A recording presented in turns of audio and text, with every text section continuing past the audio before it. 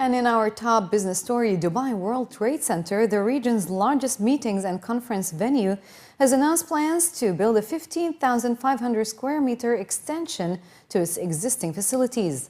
According to a statement by the DWTC, the project will take the available multi-purpose indoor event and exhibition capacity to over 122,000 square meters, amid the continued increase in demand for new shows.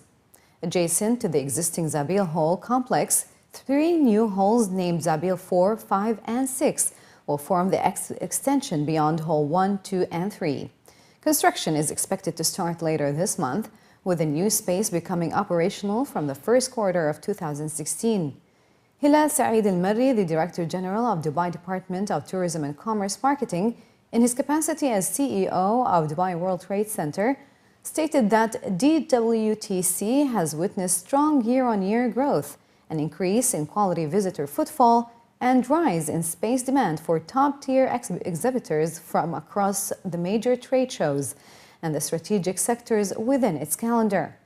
The 3 new halls will have 4 meeting rooms and be self-sufficient to house their own VIP Majlis spaces and organizer office, and have a dedicated set of services and amenities such as medical service zones and food and beverage outlets. In addition to the expansion, there will be a new 300-space car park area with the flexibility to be transitioned into a 6,000 square meter tented temporary event area, bolstering capacity when required. The France DEWA Forum dedicated to green economy in the UAE has officially opened for the first time in the region. The forum showcases Dubai's latest initiatives in the implementation of smart energy solutions, while also exploring French expertise in sustainability and smart technology. Addressing the many industry leaders and delegates from France and the region during the opening day of the forum, the CEO and Managing Director of DEWA, His Excellency Saeed Mohammed Al-Tayr, said that the UAE places great importance to the green economy and sustainability, and in line with Vision 2021, DEWA is committed to providing sustainable electricity and water services based on green building principles. Al-Tayr stated that DEWA is implementing the strategy of the Dubai Supreme Council of Energy to diversify its energy mix and reduce consumption by 30% by 2030. While talking about DEWA's efforts in producing smart energy, representatives of DEWA stated that DEWA has set plans to increase solar capacity to 7% by 2020 and 15% by 2030. DEWA is moving by 2017 to be the smartest city in the world, and this is the vision of His Highness Sheikh Mohammed bin Rashid. So in DEWA we have 3 initiatives. One of them, the solar rooftops, enabling customers to connect solar to their buildings and connect it to our grid, and this is already completed. The second one is the smart meters, so installing a smart network within Dubai and connecting about 100,000 houses to our network. And the third one is the electric vehicle charging station. And when we look at these components or these initiatives, below them there are many projects and technology providers, construction companies, research and development. And we see, honestly, the French companies is very much aligned and they can help us a lot in these projects. At the forums, memorandums of understanding between DEWA, the French Business Council, and Business France were also signed. Commenting on the agreements, the French ambassador to the UAE, His Excellency Michel Miraillet, said this will further commit the parties to collaborate towards a more sustainable and green economy in the future. The French ambassador added that the UAE is undoubtedly a model country in terms of offering smart energy solutions, and France is willing to play a major role in its development. On this occasion, the ambassador for international investment and CEO of Business France, Muriel Pinco, said that the environment and the economy can coexist, explaining that France has a lot of knowledge in the usage of sustainable energy, and going forward, French companies will share those technologies with Dubai to meet its objective to build the most advanced smart city in the world. France has invested a lot in sustainability, green economy for years, and especially not only big companies but also SMEs.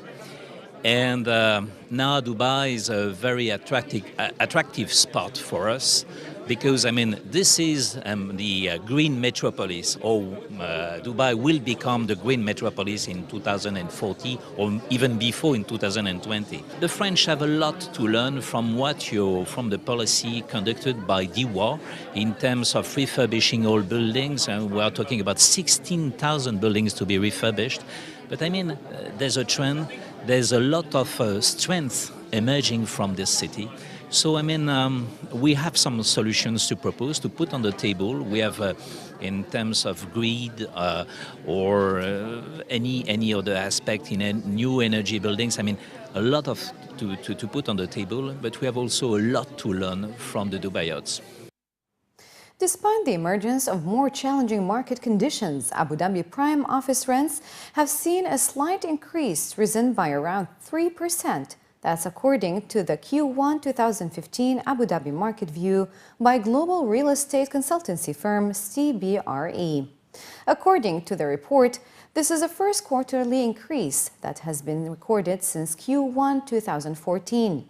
The average cost of prime office rentals were recorded at 1,900 dirhams per square meter and typically range between 1,600 dirhams and 2,200 dirhams per square meter for Category A spaces and 1,350 dirhams to 2,100 dirhams per square meter for shell and core accommodation.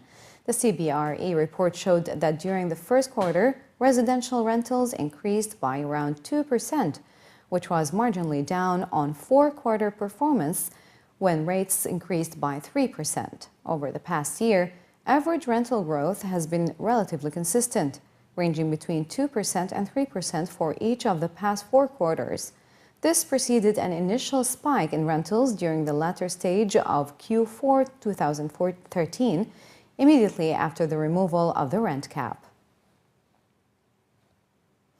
Abu Dhabi-listed Etisalat has recorded a 7.6% rise in the first quarter profit with its acquisition of a majority stake in Marak Telecom, helping to lift revenue by nearly a third and its subscriber base by a fifth. Etisalat, which operates in 19 countries across the Middle East, Africa, and Asia, made a net profit of 2.18 billion dirhams in the 3 months to March 31st, against 2.02 billion dirhams a year earlier. The company generated quarterly revenue of 12.91 billion dirhams, with domestic revenues rising 11% to 7.2 billion dirhams, while international revenue jumped by 69% to 5.6 billion dirhams.